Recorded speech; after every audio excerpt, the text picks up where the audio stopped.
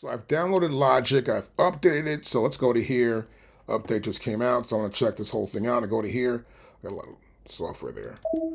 Okay, we're opening it up there. So the Bing right there, it is 10.8 Logic right there, opening up. And here we go. We can choose a project. So I've got no projects that I want to choose. So it's obvious the same thing we have here. New projects. I can make an empty project or a live loops. I got recents. We've got live loop grids, right? We have tutorial. We have demo projects. Is where we are right now. I want to open up Take a Day Trip from Manzana. So I'll go to here. I'll press choose. And I want to test out this mastering tool because everybody wants that, I guess. So I'll play this back. Not the whole thing.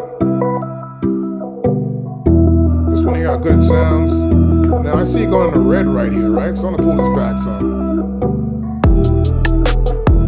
That's good. Don't want any red in there. Okay, I'm a stickler for detail. That's good. That's great. So now what I want to do is check out the mastering tool. So I will press the I right here, and we can see it right here. We come down to our stereo output. Right here it says mastering. This mastering tool can only be used on a stereo output. I can't grab it and stick it someplace else, only in the output. Because it's a mastering assistant. So it looks up everything in that track, all the output levels, compression, ratio, EQ, whatever, reverb. It's going to judge how loud this is, when it should be done here, when it should do this here. It just checks the whole thing out. So it has to be only on the mastering or the stereo output. So we got that selected. So now what I'm going to do, according to the rules, you got to come in here. I got a cycle, right? So I want to make sure the cycle's cool. I want to make sure it's just enough there, perfect. And now I want to grab this end here. I want to get just a cycle around a couple of bars. I want it to analyze these bars and tell me what is good. There you go. We got this right here. And this is my cycle right here, right? And so next what I want to do is go to here, my mastering tool, and select this. Now, as you can see, it comes up. Now it's analyzing. Wow, that was pretty fast.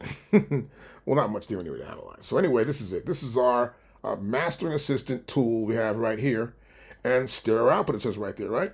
So we have a couple of characteristic features here. We have transparent. We have also clean. Clean's a little purple here.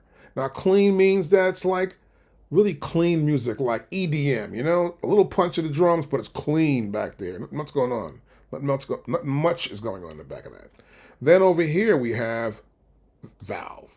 Now, valve gives us more of this bottomy sound. So we get a little more of the bottom put in here, right? A little more of the top end here. This is good for classical music and hip hop. Because hip hop prefers to get that bottom and the other ranges in there, really grooving. And classical music has everything in there. So it's got to be here. You want to have that real umph in classical music as well. Next characteristic we have here is punch. This is a nice punchy feel, really great, good in the mid-range, really good sound. This is great for rock and roll. And next we have transparent, which is what it said already, was transparent. And so I'll use transparent since its claims transparent was good. Now here, of course, we have our, this is auto EQ right here. That's 100%. So it analyzes it, it gets the tonal range, and it analyzes everything in my entire track, or this track right here. And it says, okay, this is what we want to have. Now, if you don't like that, you say, well, I want to get a little less than that. You come down to here, we squish it down a little bit more, we can get less and less. No, I want more of what I liked more when I did it mix. Okay? And if you don't like that, you want to go over, I want even more compensation. I want to overdo it. And this is overdone right here, obviously. But I want to prefer it to keep right here around this point here. We're just testing it out, see what it sounds like. Do that from right here. That's pretty cool. You can see how it affects these parameters here in this EQ range. It's pretty cool. That's from 10K down to 20 Hertz. Great. So look, if I come to here and I select this dot right there, this is my low frequency. That's 100 Hertz here. You can see the low gain is 0 dB. I may want to raise it up just to here. I want some more bass. I want a little more bass in that sucker, right? Because all the girls love that bass in the club, all right? And you bring it up. And you want to test it out, right? I'll pull it back down to here. I think I'd rather stick with this right here, right? We got our low frequency range here, and I changed a little bit, right? Now, I also have a high frequency range. I can find it. There it is right there. And I can see this here. That was 0. I'll pull it up.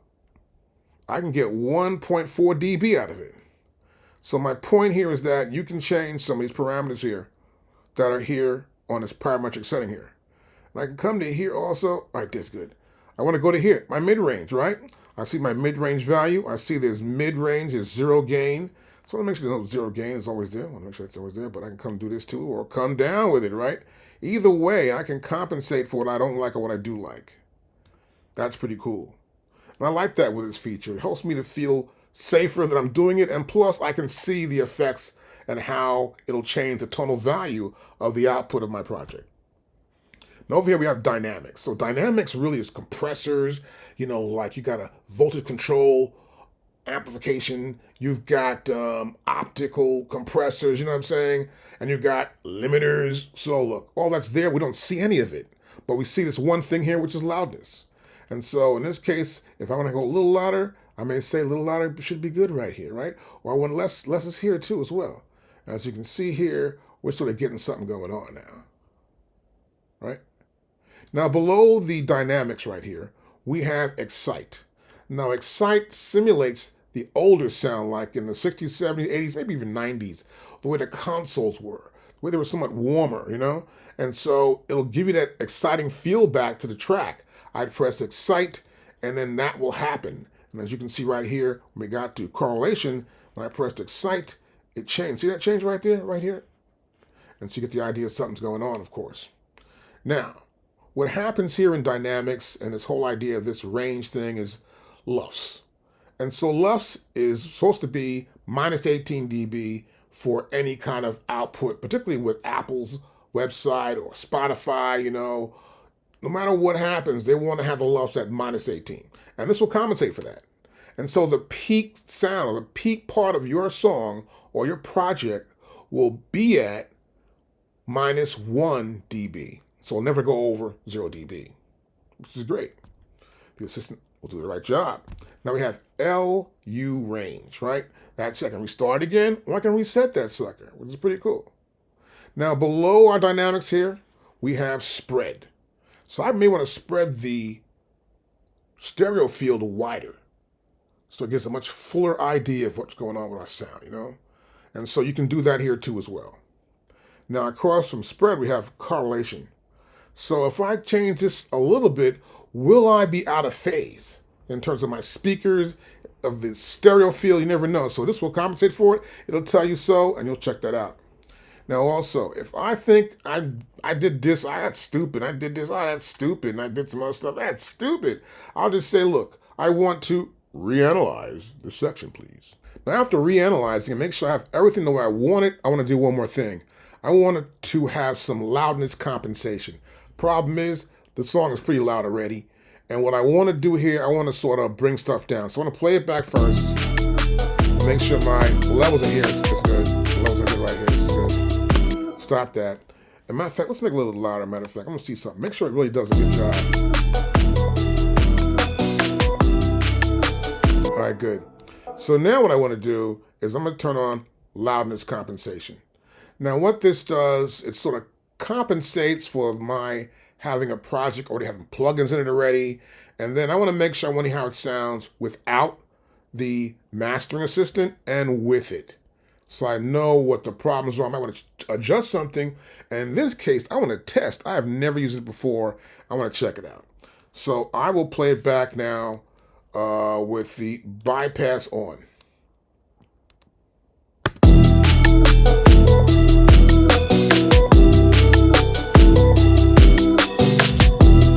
Okay, that's bypass. Now, I want to play it back now the way it should sound.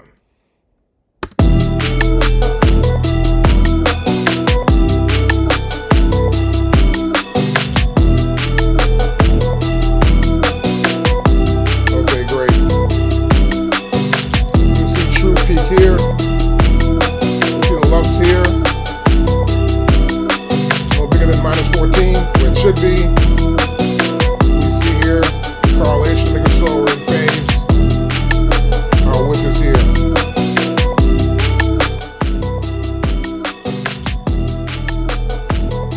I'm not comparing anymore. I don't need a lot of this conversation.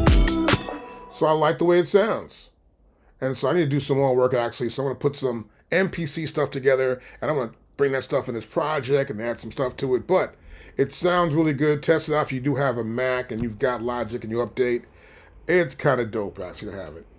Any questions, hit me up in the bottom. I'm going to do a whole bunch of analysis of the new software here. There's more here. There's actually a thing here that's like the FlexBeat, which is called Beat something. Beat Breaker, right. So Beat Breaker's like FlexBeat also as well. So introducing a bunch of new stuff in here. I'm going to check it out. And any questions? I'll see you later. I can't think of anything else. So peace. See you in a few.